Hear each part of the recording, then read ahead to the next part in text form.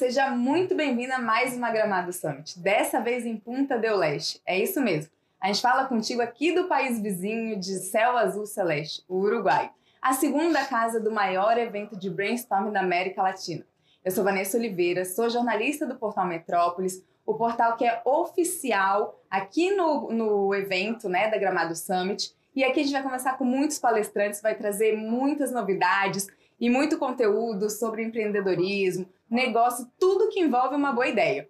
E bom, tá aqui comigo o Ricardo Wagner, ele que é um executivo de tecnologia, viaja o mundo mostrando que a inteligência artificial é inevitável, é economista e luta por acessibilidade e inclusão digital. Ricardo, que currículo extenso, hein? Seja bem-vindo. Eu tô admirado ouvindo você falar, é tão bonito ver uma jornalista com toda a vocação para a fala. Obrigado pela apresentação. É um prazer estar aqui pela primeira vez no Gramado Summit e aqui no Uruguai pela primeira vez também. E eu quero compartilhar com vocês um pouquinho do que eu aprendi nessa jornada em tecnologia, um pouquinho que você comentou de acessibilidade e a gente contar e trocar experiência. Maravilha, é um prazer te receber também a primeira vez aqui no nosso podcast. Obrigado. Espero que seja o início de uma grande parceria. Com certeza. Ricardo, olha só, você é um grande agente de iniciativas relacionadas à transformação digital, promovendo ferramentas e práticas que ajudam as empresas a adaptar-se às novas realidades de trabalho. Conta um pouquinho dessa sua trajetória pra gente. Sim, eu atuo há 25 anos em tecnologia, trabalhando como executivo em grandes empresas. Trabalhei na HP e na Microsoft. Na Microsoft em 18 anos, incluindo carreira internacional. Morei no Canadá há 10 anos e lá no Canadá eu tive a oportunidade para ter um cargo global. Esse cargo global me permitiu experiências em diversos países, ao todo 30, pelo trabalho profissional e pessoalmente ainda conhecendo outros países que talvez pessoas ainda não visitaram, na África, no Oriente Médio. E tudo isso para mim trouxe muita perspectiva. Não dizer que, nossa, fui para o mundo e conheço o mundo, me ouça. Ao contrário, quanto eu acredito que mais eu conheci, mais eu sinto que eu tenho para conhecer. Então, mas de uma forma humilde, passar assim algumas perspectivas que um pouco diferente do que as pessoas hoje estão ouvindo. Então, um exemplo. Ricardo, você que atuou com o Copilot da Microsoft nesses últimos 2 anos, é verdade que a inteligência artificial vai substituir o humano? As pessoas sempre perguntam isso. Não, não vai. Mas a pessoa que sabe usar a tecnologia de inteligência artificial vai substituir esse outro humano. Como nas outras revoluções assim também aconteceu, de um uso de uma ferramenta sendo adotado por aquele humano para uma melhoria, para uma disrupção. Uhum. Tá? E eu vejo coisas fascinantes acontecendo na nossa frente e, de certa forma, as pessoas não percebendo que elas estão acontecendo. Quer que eu te conte algumas? Sim, claro. Vou contar uma para vocês. Pessoas com deficiência. 1,3 bilhões de pessoas no mundo têm uma ou mais deficiência. A deficiência ela pode ser relacionada por uma deficiência de mobilidade, de baixa visão ou de uma pessoa cega, surdez, de aprendizado. São diversos tipos de deficiência. 70% delas são invisíveis.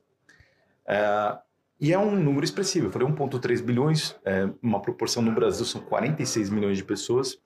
E tem-se hoje uma discussão que, quando pensa em inclusão de pessoas com deficiência, pensam num aspecto médico de saúde, como se a pessoa fosse o problema, como se a pessoa fosse a questão. E o mundão que a gente tem hoje de tecnologia, o mundo que a gente hoje navega de digital e de inteligência artificial, permite a gente olhar isso de uma forma diferente. Então, o que eu aprendi nessa jornada? Não são as pessoas que são deficientes, são os ambientes e as ferramentas. É a escada que faz um prédio ser inacessível para um cadeirante. O problema é a escada, não é a cadeira de rodas. Um vídeo sem legenda é deficiente para um surdo. O problema não é o surdo. É um site que alguém criou que não funciona para um leitor de tela que é deficiente. O problema não é o cego. Então, quando você encontra no ambiente e nas ferramentas a deficiência, você conecta o humano. E hoje a gente tem o advento da inteligência artificial, que é uma equiparação cognitiva humana, onde você pode replicar esses serviços computacionais em coisas e ambientes e conectar qualquer ser humano. Então, é uma revolução acontecendo na nossa frente de uma inclusão de pessoas em escala que eu me pergunto, enquanto muitos estão preocupados se vai ou não perder o emprego, deixam de ver a quantidade de pessoas que hoje já estão desempregadas que vão entrar numa via expressa no mercado de trabalho graças à tecnologia de inteligência artificial. E a gente vê, assim, dados de que, se eu não estou enganado, eu acho que 71% das empresas falam nessa questão de inclusão, de acessibilidade. Mas quando você pega a porcentagem de pessoas que têm algum tipo de deficiência, que estão no mercado de trabalho hoje, e compara, né, com o mercado em geral, é muito pequeno esse número, muito né? Pequeno. Então, as empresas ainda não estão preparadas para receber. Porque... como esse assunto era tratado antes, uma questão médica, a definição até da Organização Mundial da Saúde definia a deficiência como uma questão de saúde e questão médica. Ela mudou e define que a deficiência está no ambiente, na ferramenta, não nas pessoas. Essa definição, ela ajuda as pessoas a enxergarem essa questão de uma forma distinta. Até então, a forma que muitos tratam esse assunto é caridade. Ah, que legal que você fez esse trabalho, eu conheço uma ONG, um padre... ONGs fazem trabalhos excepcionais, mas não é um aspecto de caridade. Aí outros falam, não, tem lei, né? Tem a lei do PCD. Nossa empresa, se a gente tem um número, a gente tem que, né? Você percebe que as pessoas usam como se fosse uma obrigação, não para preencher o número de vagas de pessoas com deficiência, que muito acontece, são vagas de subemprego, contratando pessoas qualificadíssimas que não têm um plano de carreira e afins. E o mundo que a gente está hoje trata isso como um negócio, mesmo um negócio onde você traz pessoas diversas com perspectivas distintas, cria um ambiente para essas pessoas e essas pessoas te ajudam a inovar, a trazer soluções que aquelas pessoas que não entendem a realidade dela, ela vai conseguir casar. Inúmeros exemplos para passar para você. E assim, que iniciativas que você vê que as empresas têm adotado para promover essa diversidade e inclusão no ambiente de trabalho moderno? O que a gente pode citar? Assim? São diversas. Primeiro, perceber que a gente já vive em ambientes e ferramentas cercados de inteligência artificial.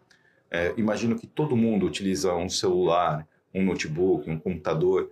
Dentro desse celular, desse notebook no computador, hoje, já dentro dessa nossa tecnologia, já existem diversas ferramentas de tecnologia assistiva que as pessoas podem utilizar para criar um ambiente mais inclusivo ou permitir que pessoas que não estão participando participem. Exemplo, muitas pessoas devem usar o PowerPoint para apresentação. Né? O PowerPoint tem um servicinho que você pode colocar assim, legendas. Aí você escolhe qual idioma você quer falar, qual idioma que você quer que saia da legenda. Automático, você só precisa estar conectado na internet.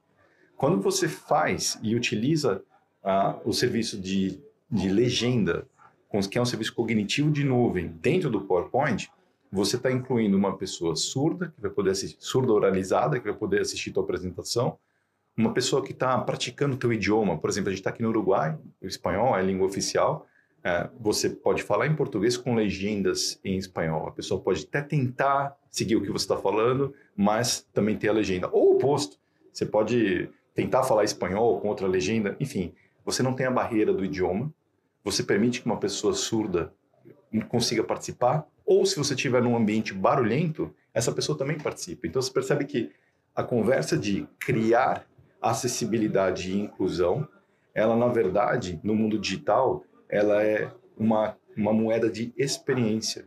Porque se você faz funcionar para um extremo, todo mundo se beneficia.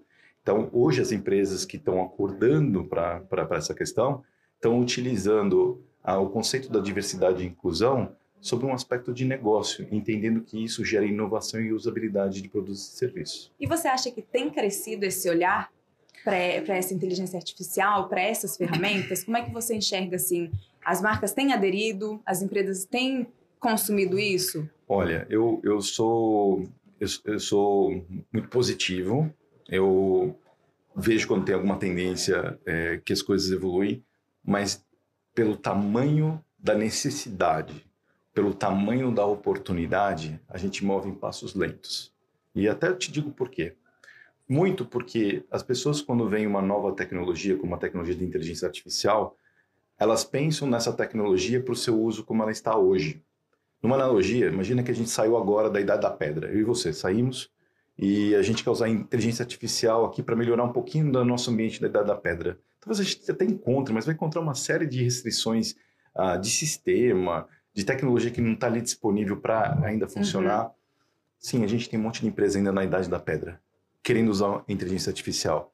E nos últimos, diria, 30 anos, pelo menos na minha carreira, eu vi transição da máquina de escrever para o PC, do PC para a internet, da internet para a mobilidade, da mobilidade para o celular para a nuvem, da nuvem para a app, da app para a rede social, da rede social para a AI.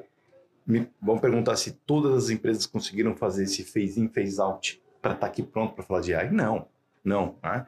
Então, o passo para a gente realmente oferir esse mundo que a gente imagina de AI vem do trabalho de trazer essas organizações para que elas estejam preparadas para esse mundo digital e oferir AI. Vai um trabalho, não é uma coisa fácil a fazer, porque você... eu estava assistindo uma palestra há pouco aqui no evento do Gramado Summit, que um dos palestrantes falou assim, eu vou provocar vocês, vamos todo mundo mudar de lugar. E se percebe que as pessoas, por que eu tenho que mudar de lugar? Esse lugar é meu, tá? Então, a mudança com as pessoas, né, é muito difícil. Então, não é... oferir o benefício da inteligência artificial não é uma coisa como pegar uma maçãzinha na árvore. Vai um tempo. Aquilo eu acho que mexe com o nosso conforto, né? A pessoa já está acostumada. Isso incomoda as pessoas. E a gente falou da inclusão, mas a IA, as ferramentas, elas também vêm para trazer agilidade para as empresas, né? Tem muita ferramenta aí que, às vezes, ela diminui ali o seu tempo ela aumenta seu tempo de produção, de criatividade, e diminui um tempo ali que você perde em ferramentas, né? Às vezes procurando alguma coisa, que essas ferramentas podem te ajudar, não é? Absolutamente. E aí fica a mensuração. Uma das questões que as empresas passam é como eu mensuro que a AI está sendo benéfica para a minha organização. Então, algumas organizações que implementam AI, elas olham assim, por exemplo, quantos contratos uma pessoa fechou ou resolveu de uma forma mais rápida. É como se fosse um martelo e prego, quão rápido a pessoa está martelando o prego, versus pensar que essa pessoa ela está otimizando o tempo dela, e o tempo dela, agora otimizado, pode ser aplicado para outras situações. Poucas organizações ela têm a questão de cultura baseada em humano, em questões de tempo, de saúde, em inglês eles chamam de well-being. São poucas essas empresas. São essas empresas que têm a mentalidade preparada para AI. Infelizmente, muitas empresas não estão nessa questão de olhar o humano e pensar no humano como uma organização e uma cultura. E ainda olham essa pessoa como uma máquina de martelo e prego e estão querendo aplicar AI. Essas empresas estão tendo mais trabalho. E, Ricardo, você tem uma bagagem gigantesca e viajou por vários, né, países e tudo mais. Mas de onde vem essa sua inspiração? De onde vem esse seu lado humano aí que traz esse assunto, né? Com tanta propriedade, vamos dizer assim. Obrigado, você falou propriedade. Minha mãe é parcialmente cega. Ela é cega de um olho. Meu irmão é amputado. Eu perdi meu pai por saúde mental. Tenho uma irmã com doença rara. Sou cercado por familiares considerados por alguém que criou essa definição na sociedade de pessoas com deficiência. Quando eu entrei no mercado de trabalho, tempos atrás, eu vou dizer, mais recente, quando essa pauta de diversidade e inclusão começou a aumentar, eu fiquei revoltado, literalmente, porque começou, no nosso ambiente de trabalho, as pessoas com deficiência, eu me perguntei, eu falei, então eu tenho colegas com e sem deficiência, então eu tenho uma mãe com deficiência, eu tenho um irmão com deficiência, não, minha mãe é minha mãe, meu irmão é meu irmão, meu colega de trabalho é meu colega de trabalho, eu perdi alguma coisa? Só o fato de eu falar isso para as pessoas, nossa, que curioso isso, mas é tão absurdo a gente chegar a esse ponto de discussão, de comparar humanos baseado por habilidade, e se você tem habilidade você pertence, se você não tem habilidade você não pertence, que foi esse mundo lá do passado.